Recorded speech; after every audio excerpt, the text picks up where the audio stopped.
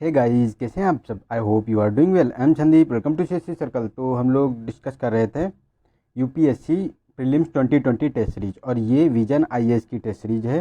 Series number 24। ठीक है, ये फुल टेस्ट है जो जिसमें सारे सब्जेक्ट होंगे और करंट अफेयर है। ये यहाँ से 24 से स्टार्ट था। इसका फर्स्ट पार्ट आ चुका है और ये सेकेंड पार्ट है। उसमें 50 क्वेश्चन हमने सॉल्व किए थे, 50 ये है। ठीक है, तो 50-50 का ये हम लोग सॉल्व कर रहे हैं। ठीक है, तो इसमें आप लोगों ने अगर वो नहीं देखा है तो मेरे यूट्यूब चैनल के प्लेलिस्ट में जाएं, आपको सारे वहाँ वीडियो वो वीडियो मिल जाएगा। ठीक है, तो वो आप इंजॉय कर सकते हैं। ठीक है, और इसे जो मैं क्वेश्चन डिस्कस करूँ उसका आंसर बताने से पहले आप लोग उसे अटेम्प्ट करने की कोशिश करें, और जितना भी स्कोर आए वो आप लोग कमेंट बॉक्स में ज़रूर बताएं मुझे। ठीक है, तो चलते हैं क्वेश्चन नंबर 51 से। तो इसमें कहा गया है कि ब्रह्मांड विज्ञान के संदर्भ में निम्नलिखित कथनों में से कौन सही है ये बताना है। तो फर्स्ट है, ब्रह्मांड का केवल 10% भाग डार्क मेटल से निर्मित है। सेकेंड है, ब्लैक होल का निर्माण न्यूट्रॉन तारों में विखंडन के परिणाम स्वरूप होता है। थर्ड है, डार्क एनर्जी दिक्काल से ही संपूर्ण ब्रह्मांड समान रूप से वितरित होता है। तो इसमें बताना है कि कौन सा सही है, तो ये बताना है हमको। तो इसका जो ये थर्ड वाला स्टेटमेंट है, ये तो सही है कि डार्क एनर्जी दिक्काल से ही संपूर्ण ब्रह्मांड में समान रूप से वितरित होता है। तो इसका ऑप्शन ए सही हो गया हमारा थर्ड। लेकिन ये नहीं, हमारा फर्स्ट वाला ये तो बिल्कुल नहीं सही है, क्योंकि जो ब्रह्मांड का केवल 10% भाग बताता, तो नहीं नहीं, ये 27% भाग है डार्क मेटर का। ठीक है, डार्क मेटर का 27% भाग है। और ये जो ब्लैक होल का निर्माण की बात करता है, तो ये जो न्यूट्रॉन तारों के विखंडन से ये इसमें नहीं होता है, ये होता है दृश्यमान में और अधिक वृद्धि होने से। ठीक है, दृश्यमान जो होता है उसमें और अधिक वृद्धि होने से ये ब्लैक होल्स बनते हैं। तो ये भी हमारा गलत हो गया। तो हमारा ए ऑप्शन सही हो गया, केवल 3। चलते हैं नेक्स्ट क्वेश्चन पे। इसमें कहा गया है, सुंदरवन बायोस्फीयर रिजर्व के संदर्भ में निम्नलिखित में से कौन सही नहीं है ये बताना है। तो यह पैंथेरा टाइग्रिस का विश्व का एकमात्र मैग्रो प्रयास है। बी है, यह critically endangered northern river terrapin पाया जाता है। सुंदरवन आरक्षित वन क्षेत्र को रामसर स्थल घोषित किया गया है। डी है, यह नेयार पेम्पारा और शेरदुर्नी वन्यजीव अभ्यारण्य के वन भूभाग में स्थित है। तो ये हमारा गलत हो गया इसमें, डी ऑप्शन, क्योंकि गलत ही पूछा गया। डी ऑप्शन ये गलत है, क्योंकि ये जो नेयार और पेम्पारा और शेरदुनी बोला गया, तो ये तो नहीं है। ये तो हमारे जो अगस्त मलाई बायो रिजर्व है उसके भाग हैं। ठीक है, लेकिन ये जो इसमें हमारे सुंदरवन बायोस्फीयर रिजर्व की बात करें, तो इसमें आपको मिलेगा सजने खली, जो है सजने खली वन्यजीव अभ्यारण्य, और लोथनी वन्यजीव अभ्यारण्य, और हॉलीडे वन्यजीव अभ्यारण्य। ये अब इसके सुंदरवन बायोस्फीयर रिजर्व के भाग हैं। ठीक है, तो ये हमारा डी गलत हो गया। चलते हैं नेक्स्ट क्वेश्चन पे। इसमें यह प्राचीन शासक एक प्रारंभिक चोल राजा था जिसने संगम युग के दौरान पुहार में अपनी राजधानी स्थापित की थी। इसे कावेरी नदी के तट पर 160 किलोमीटर लंबा तटबंध निर्माण करवाने का श्रेय जाता है। इसे श्रीलंका से लाए गए 1210 श्रमिकों से बनवाया गया था। तो ये जो परिच्छेद दिया गया है किस शासक के बारे में करता है, तो ये ऑप्शन ए इसका सही है। करिकाल जो था इसी के बारे में ये पूरी जानकारी देता है। यही करिकाल शासक था, यही पुहार जो है इसकी राजधानी की स्थापना की थी। कावेरी नदी पर 160 किलोमीटर लंबा तटबंध बनाया था, जो श्रीलंका से 12,000 दास श्रमिकों के द्वारा बनवाया गया था, जो है लाए गए। ठीक, तो ये हमारा पहला हो गया। चलते नेक्स्ट में। यह तुंगभद्रा नदी के दक्षिणी तट पर स्थित भगवान विष्णु को समर्पित एक प्रमुख मंदिर में 56 प्रस्तर स्तंभ हैं जो थपथपाए जाने पर संगीतमय स्वर उत्पन्न करते हैं। साथ ही केंद्र में एक प्रसिद्ध पाषाण निर्मित रथ भी है। उपयुक्त परिच्छेद में निम्नलिखित में से किस मंदिर के सर्वोत्तम वर्णन किया गया है। तो ए ऑप्शन है विरूपाक्ष मंदिर, बी है विट्ठल मंदिर, सी है बृद्धेश्वर मंदिर, और डी है होयसल मंदिर। तो इसका ऑप्शन बी सही है। जो विट्ठल मंदिर के बारे में ये पूरी जानकारी देता है, और ये हम्पी में स्थित है। ठीक है, ये हम्पी में स्थित है। और इसमें जो ये विरूपाक्ष मंदिर की बात करें तो ये शिव को समर्पित है, और ये बृद्धेश्वर ये विश्व धरोहर स्थल में शामिल है। ये तंजौर का मंदिर है। और होयसल की बात करें तो ये होयसल द्वारा बनवाया गया था, होयसलों के द्वारा। चलते नेक्स्ट क्वेश्चन पे। इसमें कहा गया है कि आजीविका का अधिकार संविधान के अंतर्भूत भाग संविधान के किस अनुच्छेद में संबंधित है। तो ए ऑप्शन है कि 15 अनुच्छेद 15, बी है अनुच्छेद 16, सी है अनुच्छेद 21 और डी है अनुच्छेद 23। तो इसका ऑप्शन सी सही है। अनुच्छेद 21 के बारे में ये बात करता है कि आजीविका का अधिकार, और इसके साथ साथ इसमें जो अन्य अधिकारों की बात करें इसमें किया गया है। इसमें जैसे गरिमापूर्ण जीवन जीने का अधिकार की बात करता है, स्वच्छ पर्यावरण की बात करता है, निजता का भी बात करता है इसी में, और स्वास्थ्य की बात भी करता है। और ये जो था इसमें क्या था कि जो मेनका गांधी ने इन्हीं मेनका गांधीवाद के द्वारा ये आजीविका का आधार की बात करता है, इसी में इसका प्रोविज़न किया गया था, क्योंकि मेनका गांधी ने इस पर आपत्ति जताई थी और रिट डाली थी इस पर। ठीक है, तो 21 जो सी है हमारा ये सही हो गया। इसमें चलते नेक्स्ट पे। इसमें कहा गया कि भारत सरकार द्वारा बनाए गए निम्नलिखित में से किस कार्यक्रम कानून का उद्देश्य भारतीय संविधान के अनुच्छेद 41 में उपबंधित आदर्शों को कार्यान्वित करना है। तो ए ऑप्शन है कि राष्ट्रीय सामाजिक सहायता कार्यक्रम, बी है मातृत्व लाभ अधिनियम, सी है समेकित बाल विकास सेवा और डी है मिशन इंद्रधनुष। तो इसमें बताना है कौन सा हमारा सही है ऑप्शन। तो इसका ए ऑप्शन जो है ये सही है कि जो राष्ट्रीय सामाजिक सहायता कार्यक्रम है यही 41 के अनुच्छेद में उपबंधित आदर्शों को कार्यान्वित करता है। ठीक है, लेकिन जो ये बी ऑप्शन है जो मातृत्व लाभ के बारे में बात करता है, तो ये आर्टिकल 42 के अंतर्गत आता है। और समेकित बाल विकास की बात करें तो 39F के अंतर्गत आता है। और ये तुम्हारा मिशन इंद्रधनुष की बात करें तो इसमें टीकाकरण की बात की जाती है, ये भी 39F के अंतर्गत आता है। ठीक है, चलते हैं नेक्स्ट क्वेश्चन पे। इसमें कहा गया है कि आरक्षित नगद अनुपात निधि CRR के संदर्भ में निम्नलिखित में से कौन सा सही नहीं है ये बताना है। तो फर्स्ट है कि यह एक मात्रात्मक साधन है जिसका RBI निम्न ब्याज दर प्रभावित करती है। सेकेंड है, यदि बैंक CRR का उल्लंघन करता है तो उसे कोई अर्थदंड आरोपित नहीं किया जाता है। थर्ड है, RBI द्वारा अनुमोदित प्रतिभूतियों को CRR के रूप में स्वीकार किया जाता है। तो इसमें जो है ऑप्शन हमारा सही है, तो थर्ड ऑप्शन सही है, क्योंकि इसमें कोई भी क्योंकि इसमें सही नहीं पूछा गया है तो कोई भी इसमें सही नहीं है। क्योंकि होता क्या है कि जो ये बताया गया है कि RBI निम्न ब्याज दर प्रभावित करती है, तो इसका ऐसा कोई प्रोविज़न नहीं, ना तो शुल्क और ना ही निम्न दर। ये जो बैंकों की जमाएँ होती हैं उनका एक मिनिमम अमाउंट जमा किया जाता है इसमें। ठीक है, और इस पर कोई ना तो ब्याज मिलता है ना ही कोई शुल्क मिलता है। और सेकेंड में जो कहा गया है कि बैंक दर का उल्लंघन करता है तो उस पर कोई अर्थदंड होता है नहीं, तो ये भी अर्थदंड इस पर लगाया जाता है। इसमें क्या होता है, जो जितनी बैंक दर होती है प्लस बैंक दर के साथ साथ 3 से 5% का और भी अर्थदंड लगाया जाता है। और थर्ड में जो कहा गया है कि RBI द्वारा अनुमोदित प्रतिभूतियों में CRR के रूप में स्वीकार किया जाता है, तो जो ये प्रतिभूतियां हैं ये CRR के रूप में नहीं, ये SLR के रूप में हो सकती हैं, लेकिन CRR के रूप में नहीं होती। तो इसमें कोई भी सही नहीं है, तो हमारा जो है तीसरा ऑप्शन डी सही हो गया। ठीक है, ये वाला। चलते नेक्स्ट पे। नेक्स्ट में कहा गया है कि महत्वपूर्ण वैज्ञानिक अनुसंधान के कारण बोसान प्राय सुर्खियों में रहता है। इस संदर्भ में निम्नलिखित में कथनों में से कौन सा बोसान के संबंध में सही है, तो ये बताना है। तो फर्स्ट में कहा गया है कि बोसान पदार्थ का निर्माण करने वाले मूलभूत कण हैं। इलेक्ट्रॉन और प्रोटॉन बोसान की श्रेणी में सम्मिलित हैं और प्रत्येक बोसान का द्रव्यमान नगण्य होता है लेकिन शून्य नहीं होता है।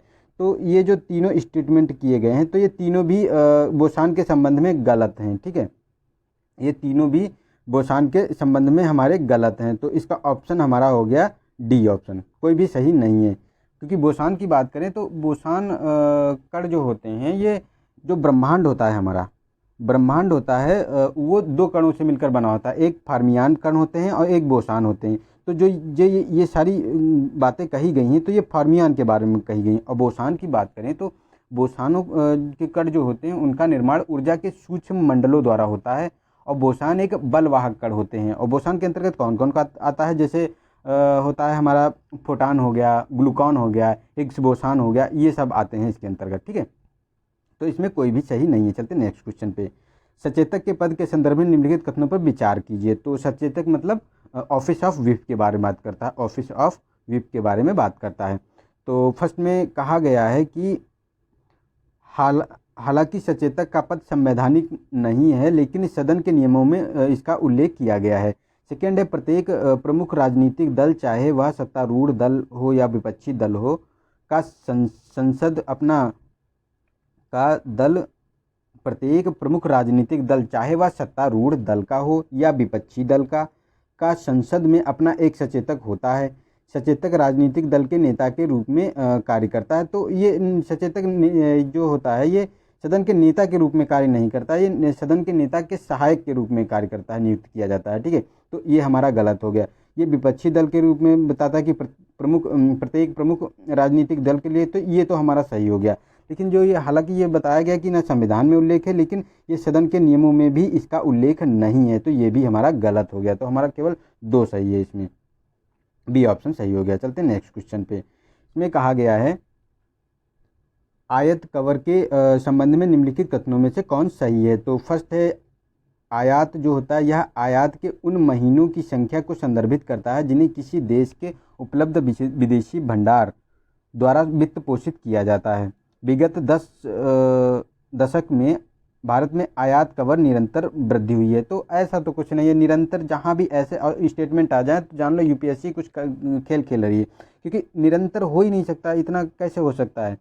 तो ये तो हमारा गलत हो गया, लेकिन ये वाला हमारा सही है। तो इसका ऑप्शन ए सही है। ठीक है, चलते हैं नेक्स्ट क्वेश्चन पे। इसमें कहा गया है कि लोकसभा अध्यक्ष के संदर्भ में निम्नलिखित कथनों पर विचार कीजिए। फर्स्ट है, निर्वाचन के समय उसे लोकसभा का सदस्य होना चाहिए। सेकेंड है, उसे इसे पद पर निर्वाचित होने पर अपने पद की सदस्यता को त्याग देना चाहिए। थर्ड है, लोकसभा के विघटन से पर उसे अपना पद रिक्त कर देना चाहिए। तो इसमें तो रिक्त कर देना चाहिए, तो इसमें फर्स्ट तो हमारा सही हो गया। ठीक है, केवल हमारा पहला सही है, ए ऑप्शन। तो ए ऑप्शन हमारा सही हो गया। लेकिन जो ये कहा गया है कि उसे निर्वाचित होने पर अपना पद दल की सदस्यता त्याग देना चाहिए, तो भारत में ऐसा कोई प्रोविज़न नहीं किया गया। हाँ, लेकिन जो ब्रिटेन में है वहाँ पद त्याग दिया जाता है इसके द्वारा। ठीक है, और ये लोकसभा में विघटन पर उसके पद को रिक्त किया जाता है, तो ये भी गलत है, क्योंकि जब तक नवनिर्वाचित लोकसभा नहीं आ जाती है, उसकी पहली बैठक जब तक नहीं होती, तब तक ये अपना पद नहीं त्यागता है, तब तक बना रहता है। ठीक है, चलते नेक्स्ट क्वेश्चन पे। हाल ही में केंद्रीय औषधि मानक नियंत्रण संगठन अपनी पहली राष्ट्रीय आवश्यक निदान सूची तैयार की है। इससे निम्नलिखित में से किसमें सहायता प्राप्त होगी। तो फर्स्ट है, देश में रोगाणुरोधी प्रतिरोध संकट का समाधान करने में। सेकेंड है, प्रौद्योगिकी नैदानिक सेवाओं में मानकीकरण को सक्षम बनाने में। तो इसमें बताना है कि कौन सा सही होगा। तो ये हमारे दोनों स्टेटमेंट सही हैं, क्योंकि जो ये बनाई ही इसीलिए गई है, जो औद्योगिक केंद्रीय औषधि मानक नियंत्रण संगठन है, इसीलिए बनाया गया है, और ये पहली ही राष्ट्रीय आवश्यक निदान सूची है जो देश के रोगाणुओं के प्रति संकट का समाधान करेगी और साथ साथ प्रौद्योगिकी और नैदानिक सेवाओं में मानकीकरण में कुछ सक्षम बनाएगी। तो हमारा सी सही हो गया। चलते नेक्स्ट क्वेश्चन पे। इसमें कहा गया है कि एक दिया हुआ है परिच्छेद कि यह दक्षिण पश्चिमी ईरान, भारत और श्रीलंका से होते हुए पूर्वी दक्षिणी चीन और इंडोनेशिया तक विस्तृत उष्णकटिबंधीय दक्षिण एशिया की ओर सामान्य स्थानिक प्रजनक है। ये लोमड़ियों और सियार पर हमला करते हैं, जिनके कारण इन्हें लोकप्रिय रूप से कोतवाल, हिंदी में एक पुलिस अधिकारी नाम से जाना जाता है। शिकारी पक्षियों के प्रति इनका आक्रामक व्यवहार कबूतर, ओरियल और बुलबुल जैसी शांत प्रजातियों को उनके निकटवर्ती क्षेत्र में घोंसला बनाने के लिए प्रोत्साहित करता है। ठीक है, तो उपयुक्त गद्यांश में किस पक्षी के बारे में उल्लेख किया गया है ये बताना है। तो इसका ऑप्शन ए है वुडपेकर, बी है ब्लैक डोमिंगो और सी है बंकिम आउल और डी है एग्रेट। तो इसका बी ऑप्शन सही है, ब्लैक डोमिंगो है, इसके बारे में बात करता है, और ये इंडिया, श्रीलंका, चाइना और इंडोनेशिया में मुख्य रूप से पाया जाता है। ठीक है, चलते नेक्स्ट क्वेश्चन पे। इसमें कहा गया है कि निम्नलिखित में कौन सी राष्ट्रीय स्वच्छ वायु कार्यक्रम की प्रमुख विशेषता है। तो यह PM 2.5 एंड PM 10 प्रदूषण पर अंकुश लगाने के लिए वार्षिक लक्ष्य निर्धारित करता है। यह एक अखिल भारतीय मिशन है जिसमें भारत के सभी शहर शामिल हैं। यह एक बहुहितकारक कार्यक्रम है जिसमें विभिन्न मंत्रालयों और सोसाइटियों के मध्य समन्वय पर बल दिया जाता है। यह जागरूकता और क्षमता के निर्माण पहलों को बल दिया जाता है, बल प्रदान करता है। तो 1, 3 और 4 ये तो दोनों सही हैं, तो हमारा ऑप्शन हो गया इसमें सी हमारा सही हो गया। लेकिन जो ये कहा गया है कि PM 2.5 और PM 10 की बात करता है, तो अंकुश लगाने के लिए ये वार्षिक नहीं है, 5 वर्षीय, प्रत्येक 5 वर्ष में इसका लक्ष्य निर्धारित किया जाता है। और ये जो कहता है कि यह सभी शहरों के लिए है, तो ये भी गलत है, सभी शहरों के नहीं, ये भारत के 122 शहरों के लिए मिशन है। ठीक है, अखिल भारतीय मिशन है। चलते नेक्स्ट क्वेश्चन पे। इधर ख़त्म हो गया, चलते हैं इधर। तो हमारा है 67 क्वेश्चन नंबर पे। इसमें कहता है भारत के राष्ट्रपति और राज्यपाल की क्षमादान की शक्तियों के संबंध में निम्नलिखित कथनों पर विचार कीजिए। तो फर्स्ट है, जहां राष्ट्रपति मृत्युदंड को क्षमा प्रदान कर सकता है वहीं राज्यपाल को यह शक्ति प्राप्त नहीं है। सेकेंड है, यह भारत का संविधान राष्ट्रपति और राज्यों के राज्यपाल दोनों को सैन्य न्यायालयों द्वारा दिए गए दंड को क्षमा करने की शक्ति प्रदान करता है। तो ये तो गलत हो गया, क्योंकि जो ये राज्यपाल है इसको सैन्य न्यायालयों को क्षमा देने की शक्ति नहीं प्राप्त है, ठीक है, लेकिन राष्ट्रपति को इसके बारे में प्राप्त है, तो ये गलत हो गया। और ये तो हमारा सही है कि मृत्युदंड कर सकता है राष्ट्रपति, लेकिन राज्यपाल को ये शक्ति प्राप्त नहीं है।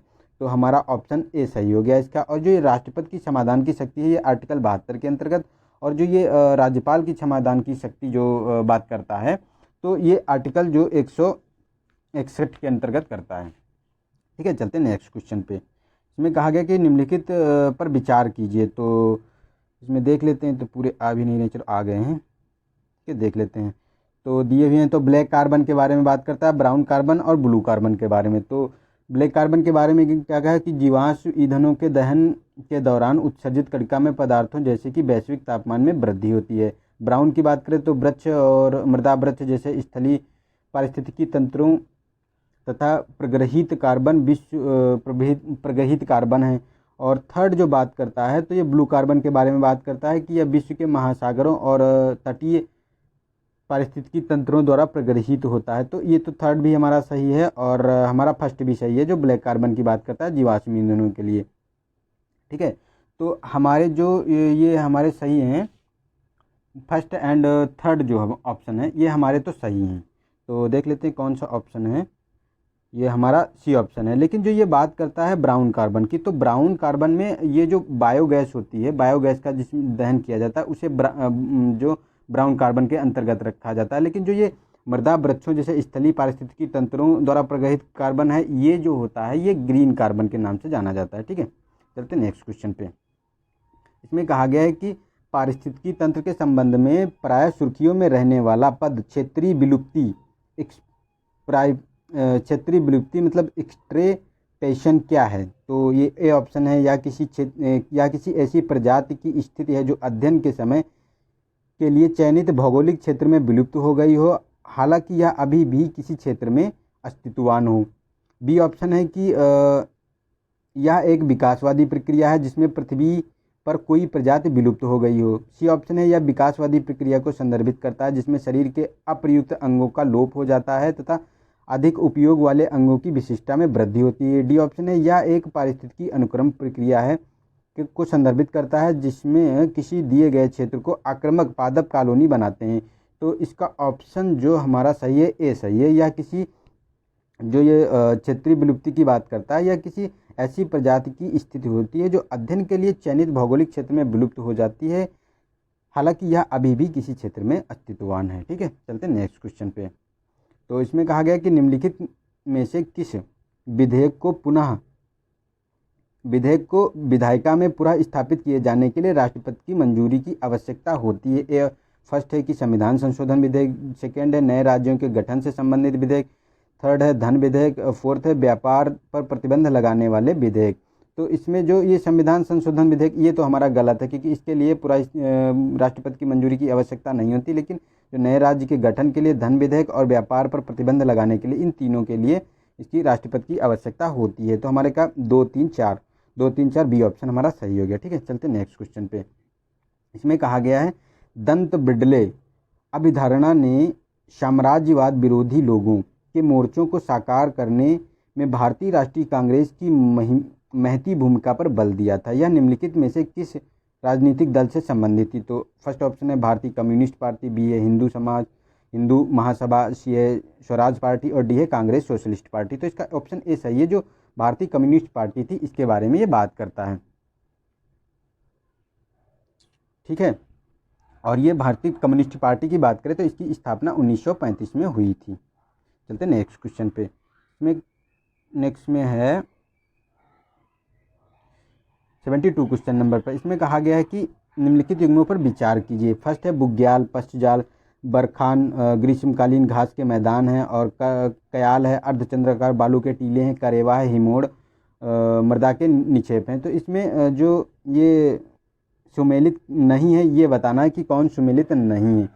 तो जो हमारा ये होता है करेवा, तो करेवा तो हमारा सुमेलित है। इसमें करेवा जो होते हैं वो हिमोर मृदा के निक्षेप होते हैं। लेकिन जो बुग्याल की बात करें तो ये बुग्याल जो होते हैं ये ग्रीष्मकालीन घास के मैदान होते हैं। और बरखाल की बात करें तो ये अर्धचंद्राकार बालू के टीले होते हैं। और कयाल जो होते हैं ये पश्च जल होते हैं। तो हमारे 1, 2 और 3 ये सुमेलित नहीं है, तो हमारा ए ऑप्शन सही हो गया। चलते नेक्स्ट क्वेश्चन पे। इसमें कहा गया है कि पहनने योग्य तकनीकी के संदर्भ में स्मार्ट जूतों के द्वारा निम्नलिखित में से कौन से कार्य किए जा सकते हैं। तो फर्स्ट है व्यक्ति का वजन मापना, सेकेंड है स्वतः पीते कचना, और थर्ड है उपयोगकर्ता के गिरने का संसूचक। तो ये हमारे तीनों सही हैं स्टेटमेंट। ठीक है, तो ये हमारा डी ऑप्शन सही है। और ये स्मार्ट जूते बनाए किस कंपनी ने, तो ये नाइक हाइपर एडाप्ट कंपनी है, इसी ने इन स्मार्ट जूतों को बनाया है। ठीक है, चलते नेक्स्ट क्वेश्चन पे। परमाणु आपूर्तिकर्ता समूह एनएसजी के संदर्भ में निम्नलिखित कथनों पर विचार करना है। तो फर्स्ट है कि एनएसजी का उद्देश्य सैन्य प्रयोजनों हेतु परमाणु तकनीकी और परमाणु सामग्री के दुरुपयोग को रोकना है। सेकेंड है कि एनएसजी के प्रत्येक सदस्य को अनिवार्यतः परमाणु अभिप्रसार संधि एनपीटी पर हस्ताक्षर होना चाहिए। तो हस्ताक्षर होना नहीं चाहिए, हस्ताक्षर होते हैं। ठीक है, तो ये गलत हो गया, हस्ताक्षर इसमें होते हैं कि जो एनएसजी का होगा वो इसका मतलब हस्ताक्षर करता देश होगा ही, उसको अनिवार्यता करना ही पड़ेगा उस पर एनपीटी पे। तो ये हमारा गलत हो गया, तो ए ऑप्शन सही है हमारा। तो ए ऑप्शन ए सही है कि ये उद्देश्य एनएसजी का उद्देश्य सैन्य प्रयोजनों हेतु परमाणु तकनीकी और परमाणु सामग्री के दुरुपयोग को रोकना है। तो चलते हैं नेक्स्ट क्वेश्चन पे। इसमें कहा गया कि निम्नलिखित संसदीय समितियों में निम्नलिखित कौन सी केवल एक लोकसभा के सदस्यों की विशिष्ट समितियां हैं। तो ये बताना है कि लोकसभा की केवल। तो फर्स्ट है कि गैर सरकारी सदस्यों के विधेयकों एवं संकल्पों के संबंधित समिति, सेकेंड है सार्वजनिक उपक्रम समिति, थर्ड है प्रकलन समिति, और फोर्थ है सदस्यों की अनुपस्थिति संबंधी समिति। तो इसमें ये हमारी जो सार्वजनिक उपक्रम समिति है, तो ये तो इसमें जो होते हैं 15 सदस्य लोकसभा के होते हैं प्लस 7 राज्यसभा के होते हैं। तो ये तो हमारी गलत हो गई, और ये 1, 2, 1, 3, 4 हमारे सारे सही हो गए, क्योंकि ये लोकसभा के ही अंतर्गत आती हैं। इसमें सारे सदस्य जो है लोकसभा के होते हैं। तो डी ऑप्शन हमारा सही हो गया। चलते हैं नेक्स्ट क्वेश्चन में। इसमें एशियन वाटर बर्ड सेंसर के संदर्भ में निम्नलिखित कथनों पर विचार करना है। फर्स्ट है कि गणना का उद्देश्य जल पक्षी की संख्या के संबंध में आवधिक सूचना एकत्र करना, आर्द्र भूमियों की निगरानी करना तथा जन जागरूकता को बढ़ावा देना है। सेकेंड है कि इसे बॉम्बे नेचुरल हिस्ट्री सोसाइटी और वेटलैंड इंटरनेशनल द्वारा संचालित किया जाता है। यह एक द्विवार्षिक अभ्यास है। तो ये जो बताया गया द्विवार्षिक अभ्यास, तो ये द्विवार्षिक अभ्यास नहीं है, ये प्रत्येक वर्ष किया जाता है जनवरी में। ये प्रत्येक वर्ष जनवरी में प्रकाशित किया जाता है। तो 1 और 2 इसका सही हो गया, जो एशियन बर्ड सेंसर से संबंधित है। तो इसका ऑप्शन बी सही हो गया, 1 और 2। चलते नेक्स्ट क्वेश्चन पे। इसमें कहा गया है कि जो कार्य निष्पादन उपलब्धि और व्यापार योजना ऊर्जा गहन उद्योगों में विशिष्ट ऊर्जा उपयोग को कम करने हेतु एक नियामकीय उपकरण है। इस संदर्भ में निम्नलिखित कथनों पर विचार करना है। तो फर्स्ट है कि जो पीएटी मतलब कार्य निष्पादन उपलब्धि व्यापार, पीएटी ऊर्जा दक्षता ब्यूरो का एक प्रमुख कार्यक्रम है। ठीक है। सेकेंड कहा गया है कि इसमें भारत सरकार ऊर्जा संरक्षण अधिनियम 2001 के तहत निर्दिष्ट शक्तियों का प्रयोग करके पीएटी नियमों को अधिसूचित करता है। थर्ड में कहा गया है कि पीएटी के तहत प्राप्त किए गए बचत प्रमाण पत्रों का व्यापार केवल इंडियन एनर्जी एक्सचेंज पर किया जाएगा। तो ये तो हमारा गलत हो गया, इसमें केवल एनर्जी एक्सचेंज पे नहीं किया जाएगा। इसमें एक है पावर एनर्जी एक्सचेंज, मतलब इंडियन एनर्जी एक्सचेंज तथा पावर एनर्जी एक्सचेंज दोनों पर इसका व्यापार किया जाएगा। ठीक है, तो ये तो हमारा गलत हो गया। लेकिन ये जो फर्स्ट और सेकेंड है हमारे कि पीएटी जो है ऊर्जा दक्षता ब्यूरो का एक प्रमुख कार्यक्रम है, तो ये भी हमारा सही हो गया। और भारत ऊर्जा संरक्षण अधिनियम 2001 के तहत शक्तियों का प्रयोग करके पीएटी नियमों में अधिसूचित करती, तो ये भी हमारा सही है। तो हमारे 1 और 2 सही हो गए। चलते नेक्स्ट क्वेश्चन पे। इसमें कहा गया है कि जन शिकायतों का निवारण करने के उद्देश्य से गठित प्रशासनिक सुधार और लोक शिकायत विभाग के संदर्भ में निम्नलिखित कथनों पर विचार कीजिए। तो फर्स्ट है, इसे नागरिकों को किए जाने वाले सेवा वितरण की गुणवत्ता में सुधार लाने हेतु सेवा मंडल का सृजन किया है। इसे उपभोक्ता संरक्षण अधिनियम 1986 के क्रियान्वयन के लिए जिम्मेदारी सौंपी गई है। यह राष्ट्रीय सुशासन केंद्र के तहत तत्वाधान में स्थापित निकाय है।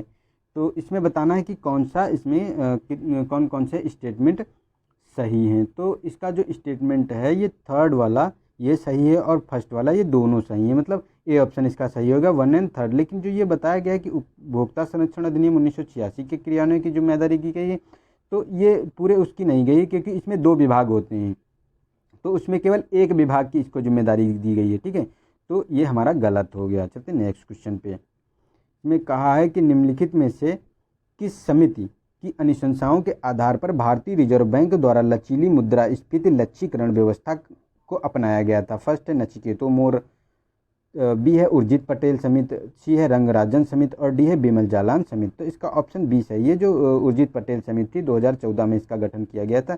इसी के आधार पर मुद्रा लच्छी व्यवस्था मतलब भारतीय रिजर्व बैंक द्वारा लचीली मुद्रा लच्छीकरण व्यवस्था को अपनाया गया था। चलते नेक्स्ट क्वेश्चन पे। इसमें कहा गया है अंतर्राष्ट्रीय बाल अपहरण के नागरिक पहलुओं पर हेग कन्वेंशन के संदर्भ में निम्नलिखित कथनों पर विचार करना है। तो फर्स्ट है, यह कन्वेंशन माता या पिता द्वारा अपहृत कर विदेश ले गए बच्चे या वहां रोक कर रखे गए बच्चों को उनके स्वाभाविक निवास के देश में वापस लाने का प्रयास करता है। यह कन्वेंशन 18 वर्ष की आयु के बच्चों पर लागू होता है।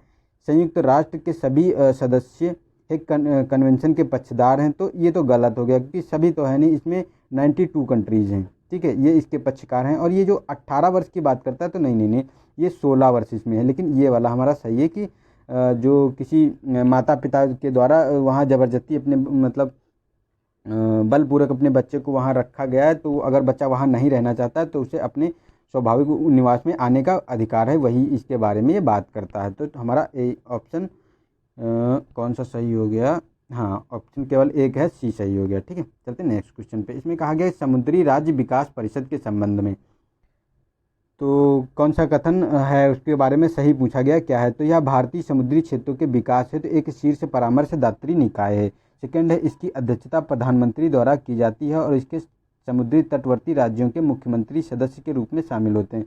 तो ये जो होता है ये प्रधानमंत्री इसकी अध्यक्षता नहीं करता है, इसकी अध्यक्षता तो जो पोत परिवहन मंत्री है वो करता है। ठीक है, और जो इसके सदस्यों की बात करें तो जो ये तटवर्ती राज्यों के जो पोत परिवहन मंत्रालय के सदस्य होते हैं उन्हीं इसके सदस्य होते हैं, ना कि मुख्यमंत्री। तो ये हमारे ये सेकेंड वाला गलत हो गया और फर्स्ट वाला हमारा सही है, ए ऑप्शन, क्योंकि ये जो समुद्री क्षेत्र के विकास है तो शीर्ष परामर्शदात्री निकाय है। चलते नेक्स्ट क्वेश्चन पे। नेक्स्ट में बात करता है कि भारत में ब्रिटिश शासन के संदर्भ में स्टार्लिंग शेष है। तो स्टार्लिंग के बारे में बताना है। फर्स्ट है, ब्रिटिश सरकार द्वारा अनुसरण की जाने वाली स्टार्लिंग और भारतीय रुपये के मध्य विनिमय दर की सीमा है। सेकेंड है, भारत को किए गए निर्यात पर ब्रिटेन द्वारा अर्जित आय जिसका भुगतान भारतीय रुपये में किया जाता है। थर्ड है कि मतलब सी ऑप्शन है, अपने औपनिवेशिक शासन में 200 वर्षों की क्षतिपूर्ति है तो ब्रिटेन द्वारा भारत को किया गया भुगतान है।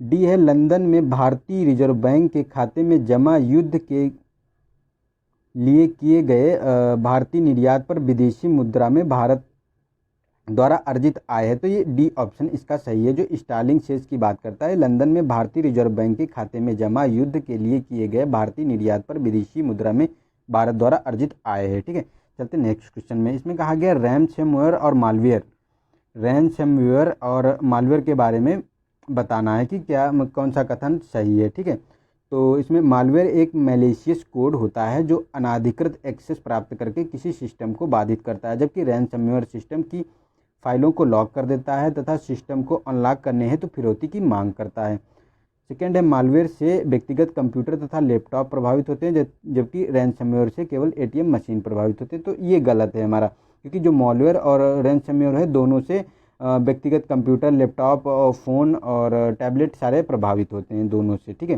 तो ये हमारा गलत हो गया, लेकिन ये सही है। ये मालवेयर एक मैलिशियस कोड होता है जो अनाधिकृत एक्सेस प्राप्त करके किसी सिस्टम को बाधित करता है, ठीक है।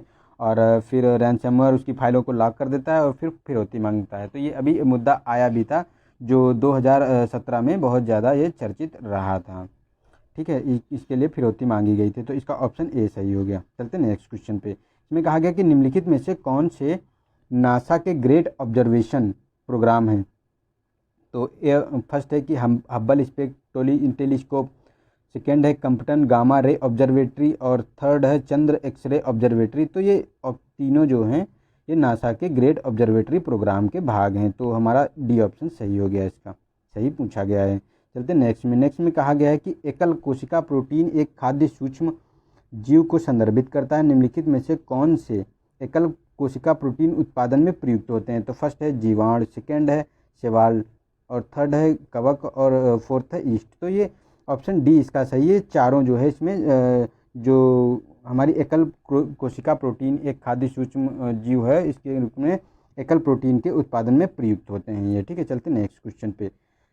इसमें कहा गया है कि भौगोलिक भू आकृतियों के संदर्भ में विंग गैप मतलब दर्रे के विषय में निम्नलिखित कथनों पर विचार कीजिए। विंग गैप नदी अपहरण के पश्चात घाटी परित्याग खंड होते हैं। विंग गैप रेल तथा सड़क पुल के निर्माण हेतु उपयुक्त होते हैं। तो ये दोनों स्टेटमेंट हमारे सही हैं, तो सी ऑप्शन हमारा सही हो गया इसका, ठीक है। चलते नेक्स्ट क्वेश्चन पे। निम्नलिखित में से किन कारणों से भू सतह समान अक्षांशों पर भी जलीय सतह की तुलना में अधिक तेज गर्म और ठंडी होती है। तो फर्स्ट है जल की विशिष्ट ऊष्मा भू सतह की तुलना में अल्प होती है। सेकेंड है चालन द्वारा ऊष्मा का पुनर्वितरण जल की तुलना में भू सतह पर मंद गति से होता है। तो इसमें बताना है कि कौन सा कथन सत्य है। तो इसका ऑप्शन बी सही है, क्योंकि जो केवल दो इसका स्टेटमेंट सही है कि चालन द्वारा ऊष्मा पुनर्वितरण जल की तुलना में भू सतह पर मंद गति से होती है। लेकिन ये जो कहा गया जल की विशिष्ट ऊष्मा भू सतह की तुलना में अल्प होती है, तो नहीं ये अल्प नहीं होती, ये अधिक होती है, ठीक है। तो ये हमारा गलत हो गया। चलते नेक्स्ट क्वेश्चन पे।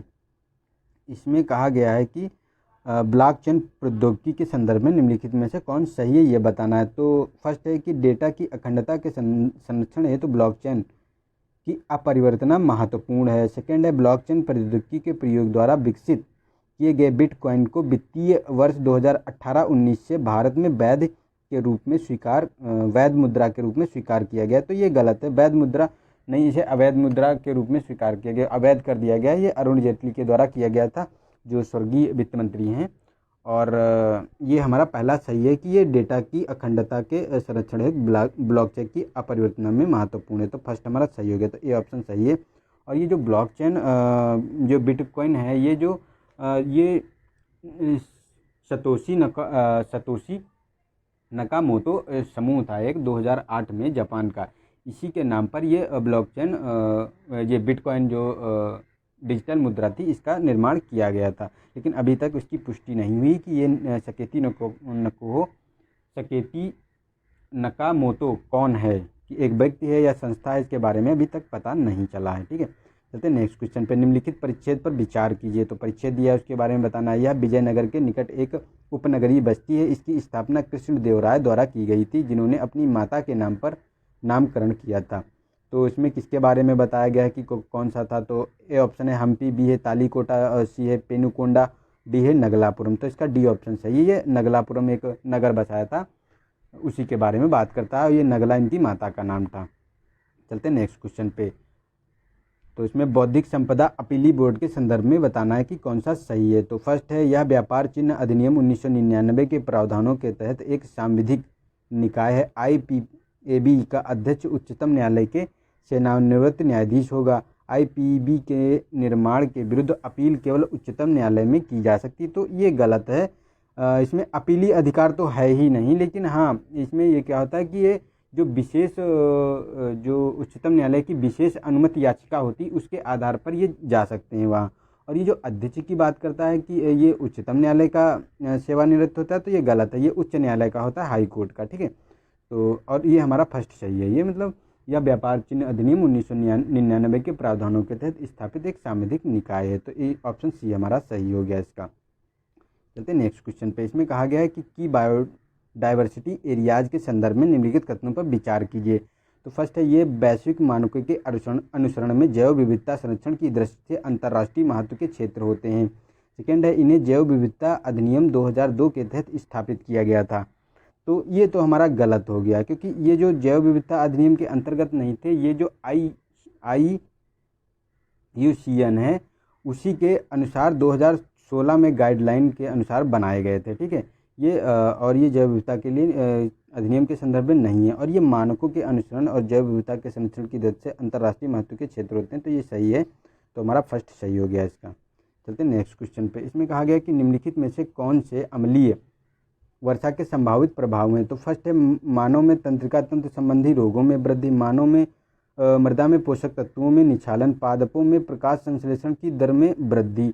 तो ये वृद्धि नहीं, ये कमी हो जाती है इसमें। ठीक है, वो अम्लीय वर्षा से कमी हो जाती, ना कि वृद्धि होती। तो ये हमारा गलत हो गया, और हमारा ये पहला और ये दूसरा सही हो गया।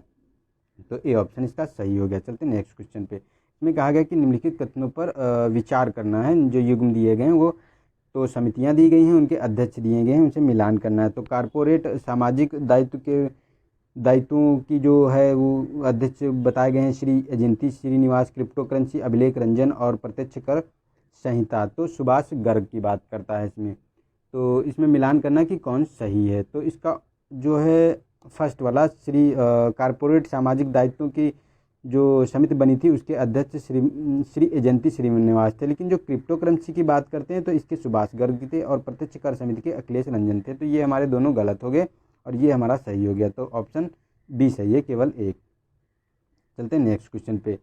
इसमें कहा गया है कि चिकन पॉक्स रोग के संदर्भ में निम्नलिखित कथनों पर विचार कीजिए। फर्स्ट है, यह एक विषाणु जनित संक्रामक रोग है, यह एक असाध्य रोग है। थर्ड है, सार्वभौमिक टीकाकरण कार्यक्रम के अंतर्गत भारत में बच्चों का चिकन पॉक्स के निवारणार्थ टीकाकरण किया गया है। तो ये तो गलत है, क्योंकि चिकन पॉक्स के लिए कोई अभी टीकाकरण का प्रोविज़न नहीं किया गया है। ठीक है, और ये हमारा ये सही है, विषाणु संक्रमक जनित है, और ये एक असाध्य रोग है।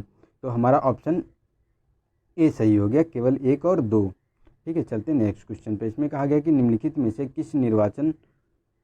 किसका निर्वाचन खुली मतदान प्रक्रिया द्वारा नहीं किया जाता है। तो बताना है कि किसका खुली मतदान प्रक्रिया द्वारा नहीं होता है। तो ऑप्शन ए राष्ट्रपति, बी है उपराष्ट्रपति, सी है राज्यसभा के सदस्य, और डी फोर्थ है लोकसभा सदस्य। तो इसका बताना है कि कौन से हैं, इसके अंतर्गत कौन कौन से शामिल हैं।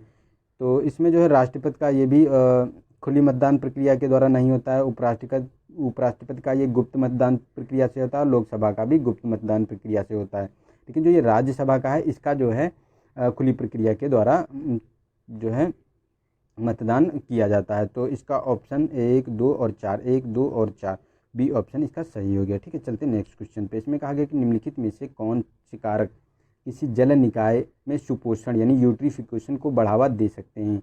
तो फर्स्ट है कृषि क्षेत्रों से अपवाह, सेकेंड है अम्ल वर्षा, थर्ड है सेप्टिक टैंक के निछालन यानी लीचेस्ट से। तो कौन सा सही है ये बताना है। तो ये तीनों सही हैं, तीनों के द्वारा जो है सुपोषण को बढ़ावा मिलता है।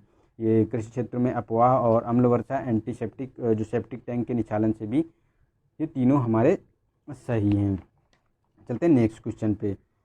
इसमें कहा गया है कि यह एक खतरनाक रसायन के आयतों के संबंध में साझा उत्तरदायित्वों को प्रोत्साहित करने हेतु एक बहुपक्षीय संधि है। यह कन्वेंशन सूचना के मुक्त विनिमय को बढ़ावा देता है और खतरनाक रसायनों के निर्यातकों से सुरक्षित प्रबंधन पर दिशा निर्देश सहित उचित लेबलिंग करने तथा किसी भी ज्ञात प्रतिबंध अथवा निषेध से क्रेता को अवगत कराने का आग्रह करता है। भारत इस कन्वेंशन का हस्ताक्षरकर्ता देश है। उपयुक्त परिच्छेद में निम्नलिखित में से किस कन्वेंशन के संदर्भ में कहा गया है। तो ए ऑप्शन है कि स्टॉकहोम कन्वेंशन, बी है बेसल कन्वेंशन, सी है जो है आपका रोटरडम कन्वेंशन, और डी है मिनीमाता कन्वेंशन। तो इसका जो ऑप्शन सही है ये सी सही है। रोटरडम कन्वेंशन जो होता है ये इसके बारे में बात करता है, जो खतरनाक जो रसायन होते हैं ना उन्हीं के आयातों के संबंध में साझा उत्तरदायित्वों को प्रोत्साहित करता है। चलते हैं नेक्स्ट क्वेश्चन में। इसमें कहा गया भारत के निम्नलिखित वन्यजीव अभयारण्यों में को उत्तर से दक्षिण की ओर, मतलब उत्तर से दक्षिण की ओर बताना है कि कौन सा है। तो कोमलांग है, तृष्णा है, बोर है, कोरिंगा है। तो कोमलांग की अगर बात करें तो ये अरुणाचल प्रदेश में है, ठीक है। उसके बाद जो तृष्णा है ये त्रिपुरा में है। बोर की बात करें तो ये महाराष्ट्र में है। और कोरिंगा की बात करें तो ये आंध्र प्रदेश में है। तो ये तीनों लाइन से ही लगे हुए हैं। तो फर्स्ट, सेकेंड, बोर थर्ड और कोरिंगा फोर्थ। तो 1 2 3 4, तो ये तीनों जो है ऑप्शन सी सही हो गया। 1 2 और 3 4। चलते नेक्स्ट क्वेश्चन में। नेक्स्ट क्वेश्चन में कहा गया है कि भारतीय स्वतंत्रता संग्राम के संदर्भ में के इतिहास में 7 अगस्त 1905 का दिन किस घटना हेतु प्रसिद्ध है। तो फर्स्ट है भारतीय विश्वविद्यालय अधिनियम को पारित किया गया था, या फिर कांग्रेस के भारतीय नरमपंथियों और गर्मपंथियों के मध्य विभाजन। सी है लॉर्ड कर्जन द्वारा बंगाल विभाजन की घोषणा। डी है कलकत्ता टाउन हॉल में स्वदेशी आंदोलन का आरंभ। तो इसका डी ऑप्शन सही है। जो कलकत्ता टाउन हॉल में स्वदेशी आंदोलन का आरंभ हुआ था वही जो हुआ था 7 अगस्त 1905 को। लेकिन जो ये इसमें कहा गया सी में कि लॉर्ड कर्जन द्वारा बंगाल का विभाजन ये जुलाई 1905 में किया गया था, ठीक है, जुलाई 1905 में किया गया था। चलते नेक्स्ट क्वेश्चन में। इसमें भगत सिंह के विषय में कथनों पर विचार करना है। तो फर्स्ट है कि वे नौजवान भारत सभा के संस्थापक थे, वे लाहौर षड्यंत्र से संबंधित थे, लाहौर षड्यंत्र के से संबंध थे, और उनका विश्वास था कि व्यापक जन आधारित आंदोलन एक सफल क्रांति का सूत्रपात कर सकता है। तो ये तीनों स्टेटमेंट सही हैं। तो हमारा ऑप्शन सी सही हो गया ये। तो हमने यहाँ जो है अपने 50 क्वेश्चन पूरे कर लिए हैं, और ये 24 टेस्ट नंबर जो हमारा सॉल्व हो गया। अगला जो हमारा आएगा वो आएगा 25 नंबर का, ठीक है। तो इसको आप लोग एंजॉय कर सकते हैं। और अगर वीडियो अच्छा लगा है तो अपने दोस्तों को शेयर करें, वीडियो को लाइक करें, चैनल को अगर सब्सक्राइब नहीं किया है तो उसे सब्सक्राइब कर लें और बेल आइकन पर प्रेस कर लें, ताकि जो भी मैं वीडियो लोड करूं वो आपका उसको आपको नोटिफिकेशन मिल जाए और आप उसको देख सकें और उससे जो भी है इसे कर सकें। और इसे मैं इसीलिए बना रहा हूँ, इसका ज़्यादा डिस्कशन करूँगा यहाँ पे तो यहाँ पे बहुत ज़्यादा टाइम लग जाएगा, 5 से 6 घंटे इसमें लगभग लग जाएंगे। इसीलिए मैंने इसे इसलिए बनाया है ताकि जो लोग इसको अफोर्ड नहीं कर पाते हैं, क्योंकि ये इसकी जो टेस्ट सीरीज होती है लगभग 18-19 हज़ार की आती है, तो सब लोग इसे अफोर्ड नहीं कर पाते हैं, ठीक है। और जो दूर दराज पे लोग रहते हैं, जो मतलब सेंटर पर जाके नहीं कर सकते, उनके लिए भी है कि तो प्लीज़ इसको शेयर करें उन दोस्तों के लिए जो तैयारी कर रहे हैं और पैसे नहीं लगा सकते, नहीं खरीद सकते हैं, तो उनको शेयर कीजिए ताकि उनको इसका फ़ायदा मिले और वो भी बेचारे बिना कोचिंग के बिना पैसे से अपना यूपीएससी क्लियर कर पाएँ, ठीक है। तो आज के लिए इतना ही था, मिलते हैं नेक्स्ट वीडियो में, तब तक के लिए नमस्कार, जय हिंद, जय भारत।